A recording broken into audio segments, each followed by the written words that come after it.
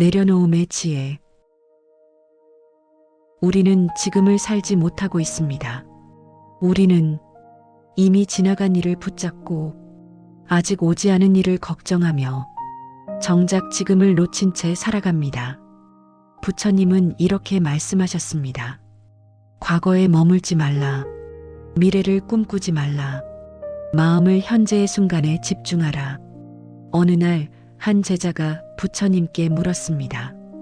스승님, 저는 왜 이렇게 불안합니까? 부처님은 대답했습니다. 그대는 어제를 후회하고 내일을 두려워하기 때문이다. 그래서 오늘이라는 선물을 받지 못하는 것이다. 부처님은 고통의 시작을 집착이라고 말씀하셨습니다. 우리가 무언가를 붙잡으면 그것이 우리를 붙잡습니다. 부처님은 사성제에서 가르치셨습니다. 고통의 원인은 가래, 목마른 듯 원하고 집착하는 마음입니다. 한 부자가 부처님을 찾아왔습니다. 저는 많은 것을 가졌지만 행복하지 않습니다. 부처님은 그의 두 손을 보시며 말했습니다. 그대의 두 손을 펴 보이시오. 부자가 손을 폈습니다. 이제 손을 꽉 쥐시오. 부자가 주먹을 쥐었습니다. 그 손으로 무엇을 받을 수 있겠소? 부자는 깨달았습니다. 꽉 쥔 손으로는 아무것도 받을 수 없음을. 부처님은 사람이 가장 많이 속는 이유는 이미 끝난 일에 마음을 남겨두는 것이라고 하셨습니다. 우리는 말합니다. 그때 내가 왜 그랬을까? 그 사람만 아니었으면, 조금만 달랐더라면. 하지만 부처님은 이렇게 말했습니다. 지나간 일은 다시 생각할수록 실제보다 더 아프게 왜곡된다. 수타니파타에 이런 구절이 있습니다. 지나간 것을 쫓지 말라. 아직 오지 않은 것을 바라지 말라. 지나간 것은 이미 버려진 것이요. 오지 않은 것은 아직 이르지 않은 것이니라. 말룬꺄뿌따 경에 유명한 독화살의 비유가 나옵니다. 한 사람이 독이 묻은 화살에 맞았습니다. 그는 화살을 뽑기 전에 묻습니다. 누가 썼습니까? 무슨 나무로 만든 화살입니까? 화살촉은 무슨 재질입니까? 활시위는 무엇으로 만들었습니까? 왜 저를 쏘았습니까? 그 사람은 어느 계급입니까? 부처님은 말씀하셨습니다. 그 질문들의 답을 얻기 전에 그는 독이 온몸에 퍼져 죽을 것이다.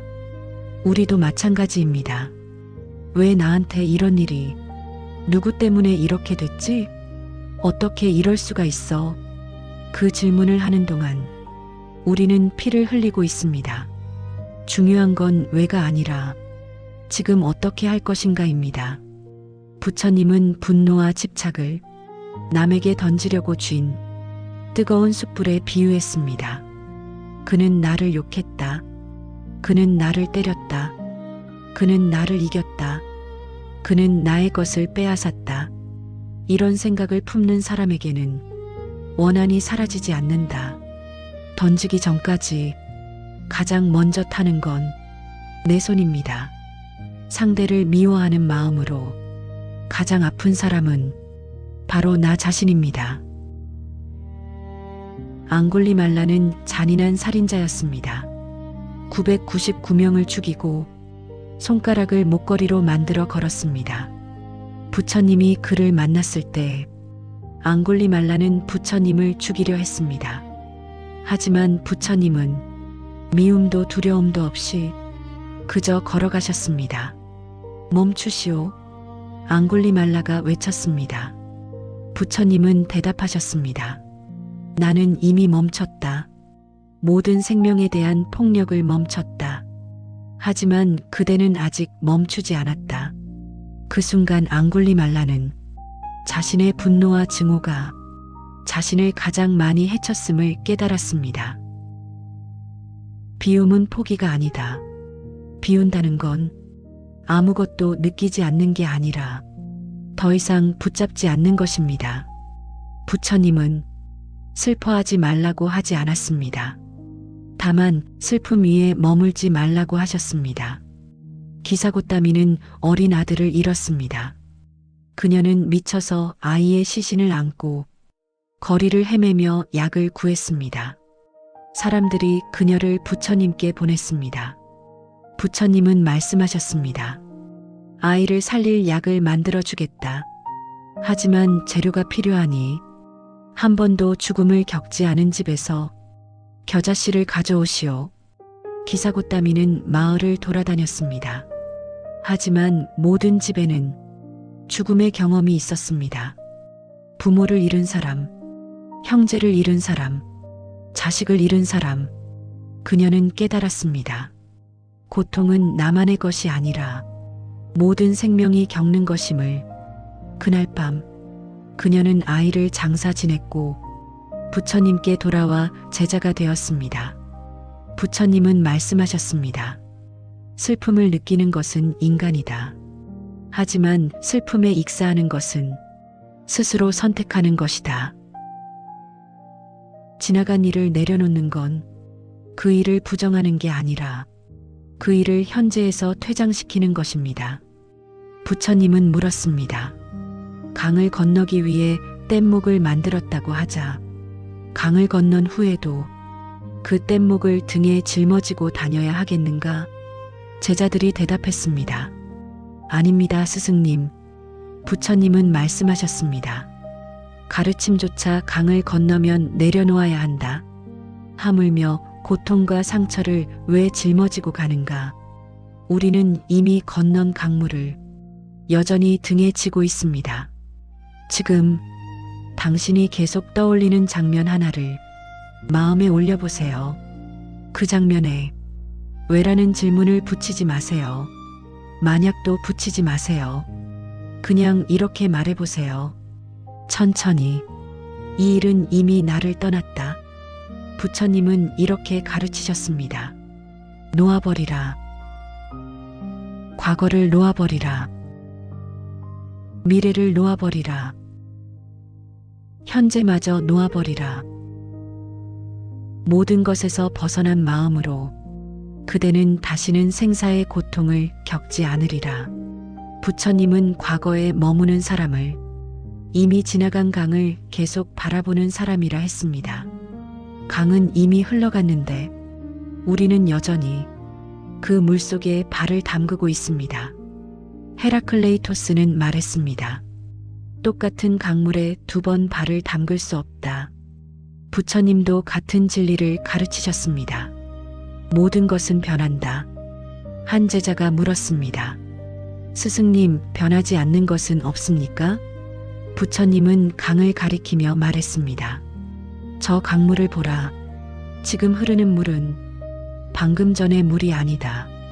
그대가 붙잡으려는 과거는 이미 그대가 아는 그 과거가 아니다.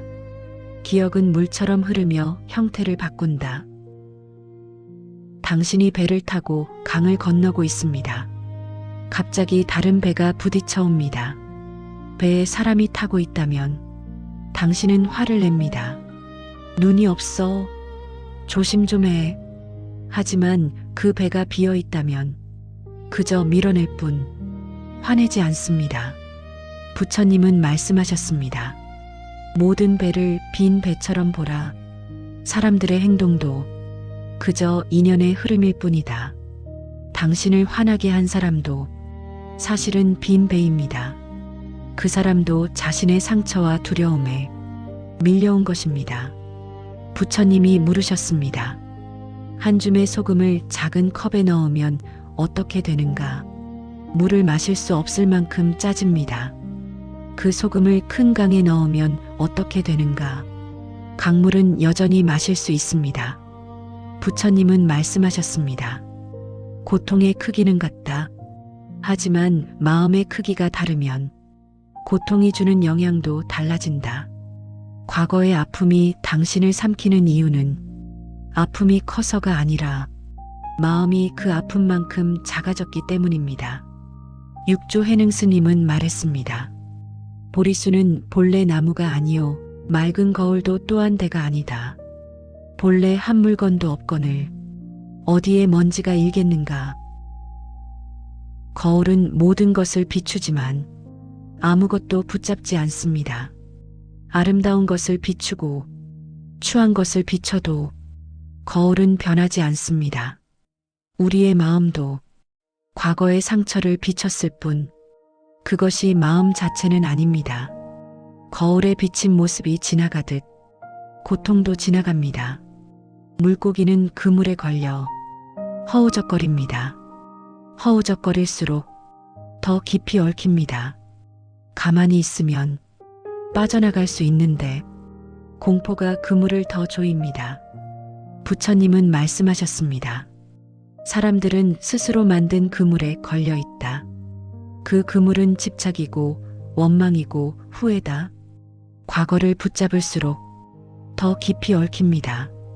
가만히 놓으면 빠져나갈 수 있습니다. 부처님은 연꽃에 비유하여 말씀하셨습니다. 연꽃이 진흙 속에서 자라듯 깨달음은 고통 속에서 피어난다. 진흙이 없으면 연꽃도 없습니다. 당신의 과거가 아무리 고통스러워도 그것은 연꽃을 키우는 진흙입니다. 하지만 연꽃은 진흙을 안고 살지 않습니다. 진흙 위로 올라와 물 위에서 핍니다. 당신도 과거에서 위로 올라와도 됩니다. 원숭이를 잡는 함정이 있습니다. 병 속에 먹이를 넣어두는 것입니다. 병목은 아주 좁기 때문에 주먹을 쥔 손은 빠져나올 수 없습니다. 원숭이는 먹이를 놓지 못해 병에 갇힙니다. 손을 펴기만 하면 자유로운데 욕심이 그를 가둡니다. 부처님은 말씀하셨습니다. 사람들도 마찬가지다. 집착을 놓으면 자유로운데 붙잡고 있다가 고통받는다. 당신을 가두는 건 과거가 아니라 과거를 움켜쥔 당신의 주먹입니다. 부처님은 말씀하셨습니다. 사람은 두 개의 화살을 맞는다. 첫 번째 화살은 고통이다. 피할 수 없다. 하지만 두 번째 화살은 그 고통에 대한 반응이다. 왜 나한테만? 나는 불행해. 세상은 불공평해. 이 두 번째 화살은 스스로 쏘는 것이다. 이미 일어난 일은 첫 번째 화살입니다. 하지만 그것을 계속 곱씹고 원망하고 후회하는 것은 두 번째 화살입니다. 첫 번째는 피할 수 없어도 두 번째는 당신의 선택입니다. 아잔차는 아름다운 찻잔을 보여주며 말했습니다. 이 찻잔을 보시오. 나에게 이 찻잔은 이미 깨져 있어. 언젠가 누군가 팔꿈치로 치거나 떨어뜨릴 것이오. 그것을 알기에 나는 이 찻잔을 온전히 즐길 수 있어. 찻잔이 깨졌을 때 찻잔이 깨졌구나 하고 받아들일 수 있어. 부처님의 가르침도 같습니다. 모든 것은 변하고 모든 것은 끝납니다. 그것을 받아들일 때 집착이 사라집니다. 나무 토막이 강에 떠내려간다. 한쪽 강둑에 닿으면 걸리고 다른 쪽 강둑에 닿아도 걸린다. 가라앉으면 강바닥에 박히고 사람이 건지면 걸린다. 하지만 어디에도 걸리지 않고 흐름을 따라가면 결국 바다에 이른다. 부처님은 말씀하셨습니다. 과거에 걸리지 말라. 미래에 걸리지 말라. 욕망에 걸리지 말라. 견해에도 걸리지 말라. 그저 흘러가라. 모든 것은 마음이 지어낸 것. 마음이 주인이고 마음이 만들어낸 것이다. 만약 더러운 마음으로 말하고 행동하면 고통이 따라온다. 수레바퀴가 소의 발자국을 따르듯 만약 깨끗한 마음으로 말하고 행동하면 행복이 따라온다.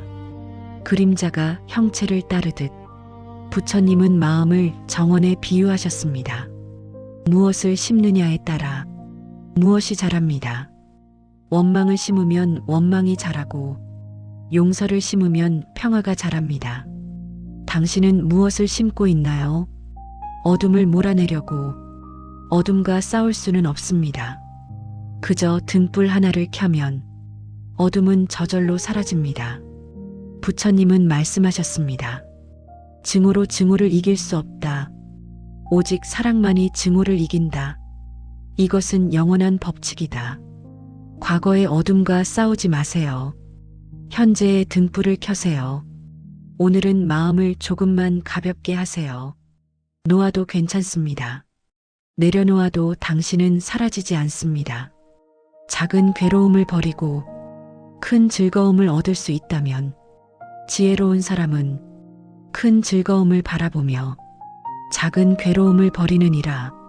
부처님은 마지막으로 이렇게 말씀하셨습니다. 모든 것은 지나간다. 게으름 피우지 말고 부지런히 정진하라. 지나가는 것을 붙잡지 말고 지나가도록 두세요.